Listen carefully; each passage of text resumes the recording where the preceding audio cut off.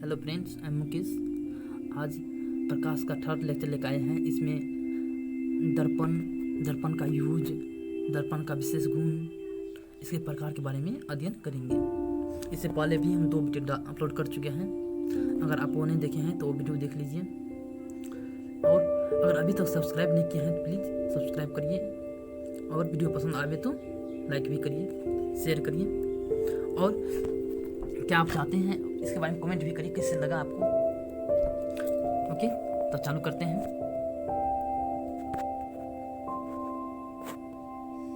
First, दर्पण।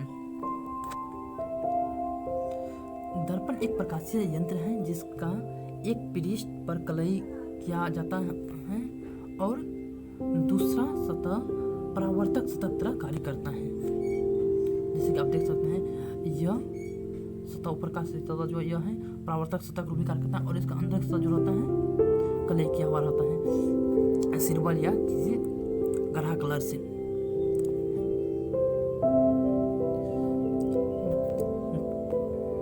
इससे इस वस्तु से प्रकाश इस दर्पण में जाते हैं और दर्पण से टकराकर हमारे आंख पर आती है, परावर्तक सतह से टकराकर, जिस कारण से वस्तु को हम देख पाते हैं।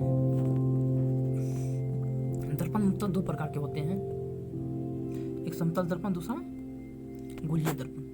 समतल दर्पण उस दर्पण कहते हैं जिसका परावर्तक सतह समतल होता है, और गोलीय दर्पण उसका कहते हैं जिसका परावर्तक सतह किसी खोखले गोला का एक भाग होता है।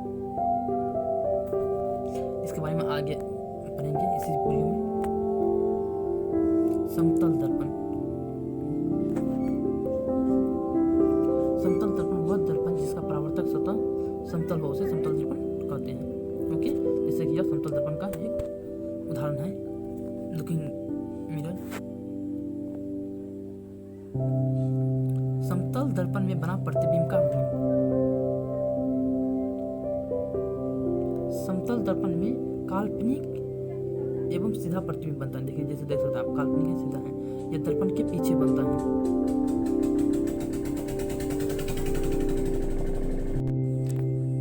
सेकेंड प्रॉपर्टी, वस्तु का आकार प्रतिबिंब का आकार के बराबर होता है। दोनों प्रतिबिंब और वस्तु का आकार आपस में बराबर होता है। थर्ड प्रॉपर्टी, प्रतिबिंब पार्श्विक रूप से उल्टा होता है। पार्श्विक रूप में से उल्टा मतलब हुआ, बीम यानी बॉडी का लेफ्ट हैंड प्रतिबिंब में राइट हैंड दिखाई देगा और बॉडी का राइट हैंड प्रतिबिंब में लेफ्ट हैंड दिखाई देगा, मतलब उल्टा। मेरा दायां किसी वस्तु का दायां प्रतिबिंब में बायां दिखाई देगा और किसी वस्तु का बायां प्रतिबिंब में दायां भाग में दिखाई देगा। इस प्रकार घटना को पार्श्विक परावर्तन कहते हैं, पार्श्विक रूप से उल्टा कहते हैं, पार्श्विक घटना हुआ। जैसे कि आप देख सकते हैं प्रतिबिंब में, इसमें देखिए इस एक बॉय है, इसका राइट हैंड प्रतिबिंब में लेफ्ट हैंड दिख रहा है और इसका लेफ्ट हैंड प्रतिबिंब में राइट हैंड में दिख रहा है। इस प्रकार की घटना को पार्श्विक परिवर्तन कहते हैं। ओके, समतल दर्पण में पार्श्विक परिवर्तन होता है, मतलब पार्श्वभाग परिवर्तित हो जाता है।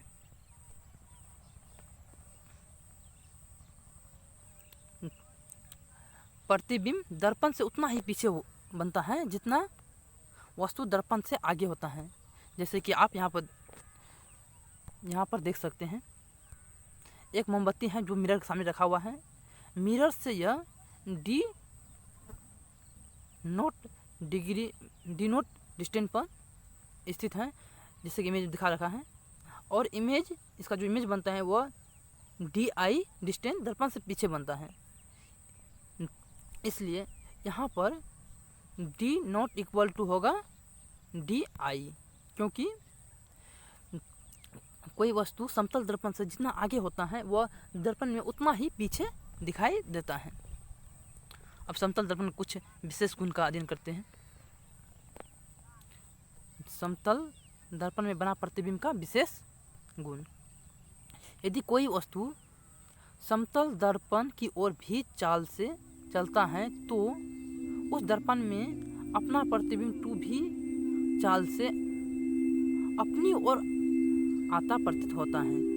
यदि यह कोई दर्पण है कोई व्यक्ति 5 मीटर पर सेकेंड से इस दर्पण की ओर जा रहा है, तो दर्पण में जो प्रतिबिंब बनेगा इस बॉडी का वह 10 मीटर प्रति सेकेंड की चाल से इस ओर आता हुआ प्रतीत होगा। ओके, आई होप आप समझ गए होंगे। समतल दर्पण में किसी वस्तु का पूर्ण प्रतिबिंब देखने के लिए दर्पण की लंबाई कम से कम उस वस्तु का आधा होना चाहिए। अगर 10 फीट का कोई वस्तु है, अगर उसका हम पूरा प्रतिबिंब देखना है तो समतल दर्पण की लंबाई कम से कम 5 फीट का होना चाहिए। ओके, यदि आपतित किरण को नियत रखते हुए दर्पण को 1 डिग्री घुमा दिया जाए तो परावर्तित किरण 2 डिग्री घूम जाता है। मतलब यह कोई समतल दर्पण है। ओके, इस पर एक आपतित किरण आ रहा है, इससे वापस लौट रहा है। अगर इस दर्पण को 8 डिग्री हम रोटेट कर देते हैं तो यह जो परावर्तित किरण जो रोटेट होगा वह 2 डिग्री हो जाएगा, वह 2 डिग्री रोटेट कर जाएगा। ओके, इसका उपयोग, समतल दर्पण का उपयोग, इसका उपयोग चेहरा देखने के लिए आईना के रूप में यानी लुकिंग ग्लास के रूप में होता है। यहाँ पर मिस लिखा गया है, यहाँ पर आईना होगा, आईना के रूप में करते हैं। ओके, इसका उपयोग बहुरूपदर्शी के रूप में करते हैं। देखिए, बहुरूपदर्शी होता है क्या? समान लंबाई और समान चौड़ाई का 3 आयताकार के या वर्गाकार के शीशे का मतलब समतल दर्पण रहता है, उसको इस प्रकार से रखते हैं कि तीनों के बीच में 60 डिग्री कोण बने। मतलब इस प्रकार रखते हैं कि तीनों के बीच में यह एंगल जो होगा यह 60 डिग्री का होगा, 60 डिग्री का। और इसमें कांच का विभिन्न रंग का टुकड़ा डाल दिया जाता है और इसे एक पाइप या नला के में सेट कर दिया जाता है, जैसे कि इस फिगर में आप देख सकते हैं यहाँ पर।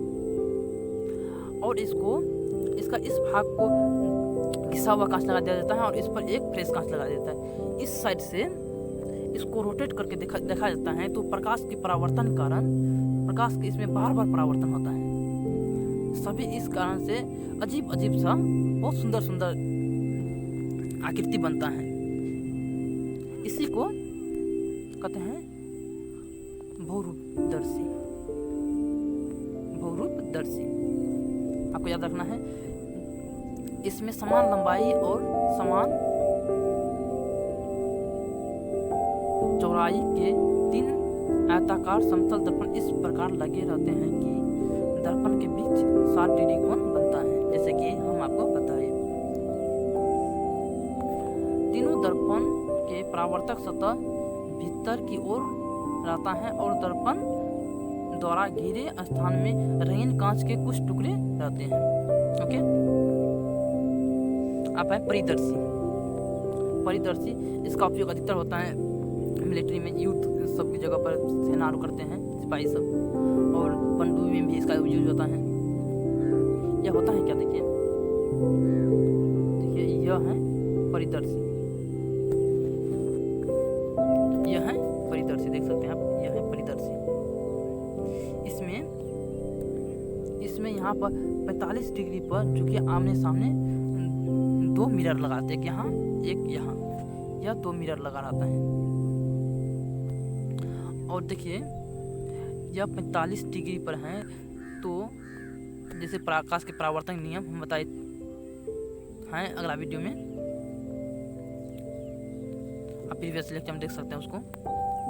देखिए इस प्रकार आता है, अंदर में ये ग्लास एक समतल में यहाँ लगा था, एक समतल में यहाँ पर 45 डिग्री पर, मतलब इसके बीच के जो एंगल होता है 45 डिग्री और इसका बीच का डिग्री जो कोण जो होता है वो फिर 45 डिग्री होता है। ठीक, या 45 या 45, इसलिए यह एंगल होगा 90 डिग्री, यह सीधे ऐसे पास कर जाता है। और यहाँ पर फिर एक आमने सामने में एक दर्पण लगा, समतल दर्पण, यह भी 45 डिग्री पर, यह 45 डिग्री कोण बनाएगा, यह आया, इसलिए यह यह सीधे 90 डिग्री पे अभी वापस बाहर निकल जाता है और हमारे आँख पर पड़ता है, जिससे हम किसी झाड़ी में छिपकर से ना लोग कहीं झाड़ी में छिपकर बाहर की गतिविधियाँ को देख सकता है, दुश्मनों की गतिविधियाँ को क्या कर रहा है। आप पिक में दिखाते हैं आपको, देखिए इसमें देखिए एक बॉडी है यहाँ पर, जो प्रकाश यहाँ पर गया, प्रकाश का यहाँ से परावर्तन होगा, ये 90 डिग्री पर लौट जाएगा। जिससे पहले बताएं हम किस क्यों लौटना है। लाइट इस जगह को आया, यहाँ पर आया और यहाँ पर इसका इस होकर मेरा आँख तक पहुँचेगा और यहाँ पर हम बॉडी को देख लेंगे। ठीक, इस दर्पणों की परावर्तक सतह आमने सामने रहती है। ओके, जैसे बताया हम आपको। अतः ऊपर वाले सिरे से होकर प्रवेश करने वाली प्रकाश किरणें दर्पण द्वारा परावर्तित होकर नीचे की ओर आता है और दूसरे दर्पण द्वारा परावर्तित होकर आँख में प्रवेश करती है। समझ गए? परिदर्शी का उपयोग युद्ध के समय छिपे सैनिक जमीन पर चल रही दुश्मनों की गतिविधियों को देखने के लिए करता है। पनडुब्बी में भी इसका उपयोग किया जाता है। पनडुब्बी जहाज में भी इसका उपयोग किया जाता है। गोलीय दर्पण। गोलीय दर्पण उस दर्पण को कहते हैं, यहाँ पर दर्पण लिखा गया, सॉरी यहाँ पर दर्पण होगा इस दर्पण की जगह। गोलीय दर्पण उस दर्पण को कहते हैं जिसका परावर्तक सतह किसी खोखले गोले का एक भाग होता है। जैसे कि खोखले गोला मतलब हुआ मतलब गेंद जिसका बीच में खाली हो, उसे एक खोखला गोला उदाहरण है। इसी प्रकार कांच का एक खोखला गोला है। कांच के खोखला गोला, एक मान लीजिए यह कांच का खोखला गोला है, इसको यहाँ से हम काट देते हैं। ठीक, यह भाग जो बचा, यह भाग इससे वाला यह भाग एक बार हटा दे, दूसरा भाग लिए इसको हम एक साइड से मान लीजिए इस साइड से पेंट कर दिए, तो यह जो इसमें तो यह परावर्तन,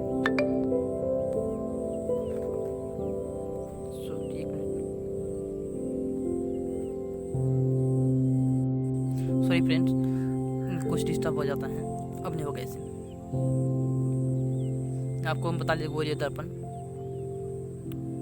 देखिए यह एक खोखला गोला है, यह एक गोला है,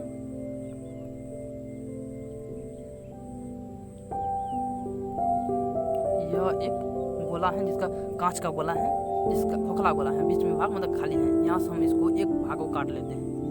इस भाग को हम ले लिए, इसको किसी एक भाग में हम कलई कर देते हैं, मतलब पेंट कर देते हैं। दूसरा भाग तो परावर्तक सतह तरह कार्य करेगा, इसमें कोई वस्तु रखेंगे तो उसका प्रतिबिंब बनेगा।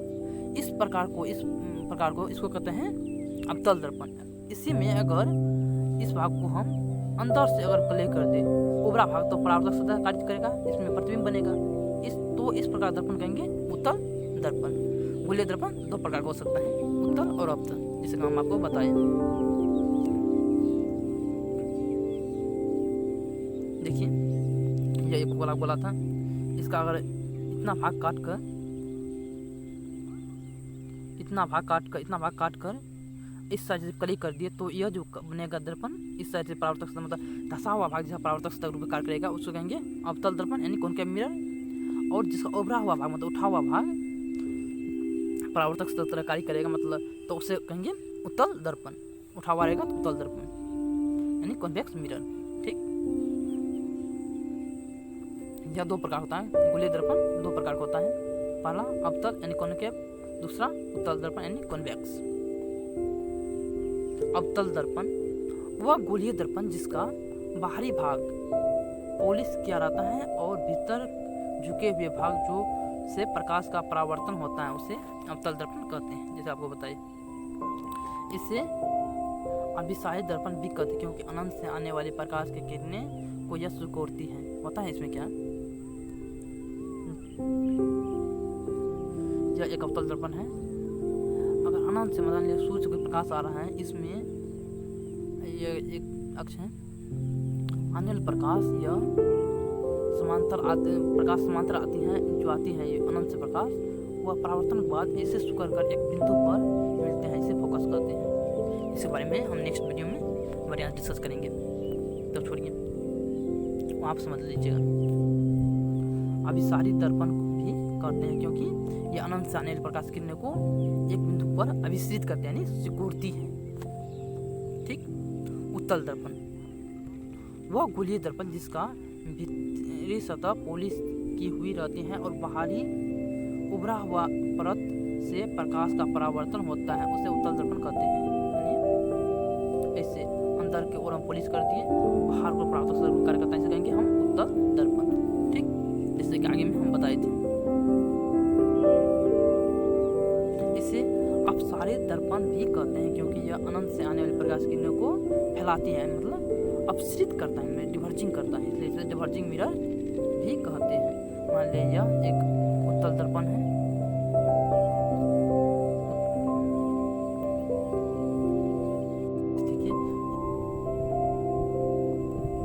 जैसे देखिए आप, यह एक उत्तल दर्पण है, अनंत से आने वाले प्रकाश की किरणें यहाँ पर आती हैं, जो यह यहाँ से ऐसे फैलकर ऐसे फैलती जाती है, ऐसे फैलती जाती है, इसी कारण इसे अपसारित दर्पण भी कहते हैं। ओके। इसके बारे में जो नेक्स्ट वीडियो आएगा उसमें प्रकाश बिना प्रतिबिंब और बारे में अध्ययन करेंगे ना, उसमें अच्छा से इसके बारे में आप कॉन्सेप्ट हो जाएगा। सो नेक्स्ट चलिए, mirrors as part of sphere. अब मिरर का कुछ कुछ पार्ट होता है, उसके बारे में हम जानते हैं। देखिए, जैसे कि आप जानते हैं यह जो है एक अवतल दर्पण है। ठीक। अवतल दर्पण, देखिए यह अवतल दर्पण जो है, यह अवतल दर्पण जिस खोखला गोला, जैसे मान लीजिए एक गोला था, इसको काट कर हम इतना भाग काट कर हम यह मिरर बनाए। यह मिरर जो इस गोला बना, इस गोला जो सेंटर है, यह इस सेंटर कहते हैं सेंटर ऑफ कर्वेचर, मतलब वक्रता केंद्र। ठीक। और इस गोला का त्रिज्या होता है, ये त्रिज्या है, उसको कहते हैं रेडियस ऑफ कर्वेचर। और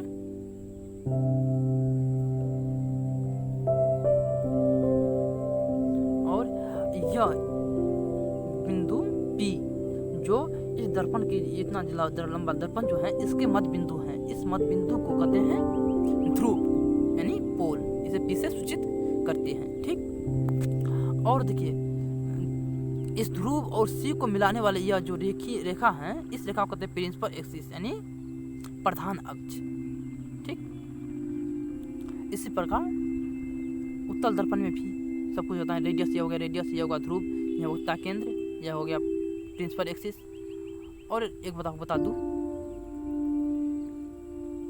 और इसका ये द्वारक जो होता है, ये कितना लंबा है, इसको कहते हैं हम द्वारक।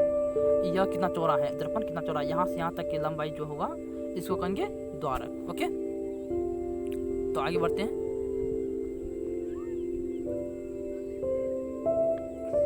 वक्रता केंद्र,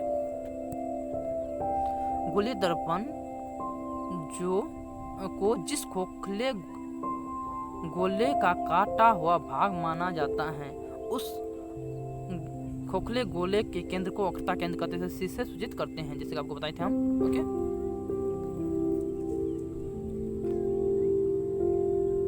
वक्रता त्रिज्या, गोलीय दर्पण जिस गोले का कटा हुआ भाग माना जाता है, उस गोले की त्रिज्या को वक्रता त्रिज्या कहते हैं, इसे R से सूचित करते हैं। ठीक। वक्रता केंद्र और ध्रुव के मध्य बिंदु को मध्य की दूरी को वक्रता त्रिज्या कहते हैं, इसे भी कह सकते हैं। इसे चित्र 8 द्वारा दर्शाया गया है। ध्रुव, गोलीय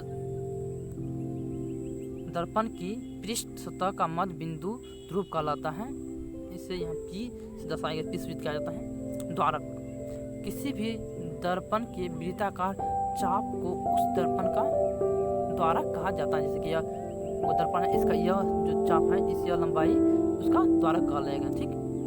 उत्तल दर्पण में यह मुख अक्ष, P और C को मिलाने वाली रेखा को मुख अक्ष कहते हैं। फोकस, आप फोकस पर इमेजिन करते हैं। देखिए, आपको हम जैसे बताए थे, अनंत से आने वाले प्रकाश किरणें दर्पण से परावर्तित होने के बाद एक बिंदु पर मिलती है। देखिए यहाँ पे एक बिंदु पर मिल रही है, यहाँ पर भी देखिए एक बिंदु उत्तल दर्पण में मिलती हुई प्रतीत होती है और अवतल दर्पण में मिलती है। इसी बिंदु को मुख्य फोकस कहते हैं। समझ गए? इस दूरी कहते हैं मुख्य फोकस। इसे ऐप से सूचित किया जाता है। अवतल दर्पण के मुख्य फोकस दर्पण के सामने बनता है। दर्पण के सामने होगा। देखिए अवतल दर्पण है, इस तरह से कवरेज है, तो इसका मुख्य फोकस यहाँ पर होगा, मतलब दर्पण सामने ही होगा। और देखिए उत्तल दर्पण जब रहेगा, जैसे यह देखिए उत्तल दर्पण अंदर से पेंट कर दिए, तो इसका मुख्य अक्ष तो फोकस तो यहीं पर होगा, लेकिन ये क्या दर्पण पीछे है। उत्तल दर्पण में दर्पण के पीछे होता है मुख्य फोकस। ओके। अवतल दर्पण में किरण वास्तविकता में मिलती है, वास्तव में मिलती है, इसलिए यहाँ फोकस वास्तविक होता है, जबकि उत्तल दर्पण में किरण मिलती हुई प्रतीत होते हैं, इसलिए इसमें फोकस आभासी होता है। उत्तल दर्पण फोकस आभासी होता है और अवतल दर्पण फोकस वास्तविक होता है। समझ गए? फोकस दूरी। फोकस दूरी किसी भी दर्पण के ध्रुव से मुख्य फोकस के मध्य की दूरी को फोकस दूरी कहते हैं। इसे स्मॉल एफ से सूचित करते हैं। जैसे यह दर्पण था अवतल दर्पण, मान लीजिए इसका ध्रुव यहाँ है P, यह है P, और यह मान लीजिए यहाँ समानता आती प्रकाश की यहाँ मिलती है, यहाँ मिलती हैं, तो इस बिंदु को कहेंगे मुख्य फोकस। और यहाँ P से लेकर यहाँ तक यह दूरी जो है, अदर कलर लेते हैं, 1 मिनट, यह दूरी जो होगा यहाँ से यहाँ तक दूरी, इसको कहेंगे फोकस दूरी, यानी स्मॉल एफ। ठीक।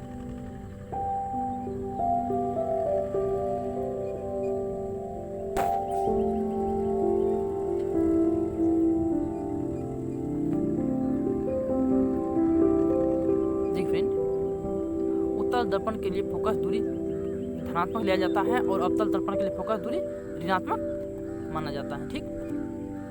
माना किसी गोले दर्पण की वक्रता त्रिज्या r, तो फोकस दूरी f और वक्रता त्रिज्या r के मध्य संबंध होता है।